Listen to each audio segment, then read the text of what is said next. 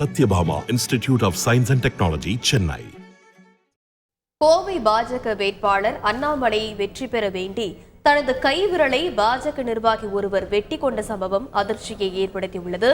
இது பற்றிய கூடுதல் விவரங்களை செய்தியாளர் கார்த்திக் விவரிக்க கேட்கலாம். வணக்கம் கார்த்திக், யார் அந்த பாஜக நிர்வாகி, அவர் குறித்த முழு விவரம்? வணக்கம். கோவையில் நேற்று பாஜக மாநில தலைவர் அண்ணாமலை மற்றும் கோவை பாராளுமன்ற வேட்பாளரும் இருக்கிறார். அவர் நேற்று இறுதிக்கட்ட பரப்புரையை பாலன் நகர் என்ற பகுதியில செய்தி முடித்தார். அப்போது அவருக்காக பணி செய்வதற்காக கடலூரிலிருந்து அந்த மாவட்டத்துடைய துணை மாவட்ட தலைவர் ராமலிங்கம் என்பவர் பாஜக சார்ந்து இங்க பணிகளாக வந்திருந்திருக்கார். அப்போது அவர் வெற்றி பெற வேண்டும் என்று உணர்ச்சி வசப்பட்டு அவருடைய கை விரல்களை கத்தியால் துண்டித்துக் கொண்டிருக்கார். அப்போது அருகிருந்தவர்கள் பார்த்து அவரை நேற்று அரசு மருத்துவமனை கொண்டு சென்றிருக்காங்க. அங்கிருந்து அவருடைய அந்த விரல்கள் வெட்டப்பட்டு அதுக்கான அறுவை சிகிச்சை செய்ய வேண்டும் என்பதற்காக தனியார் மருத்துவமனையில் தற்போது அவர் சிகிச்சை பெற்று வருகிறார்.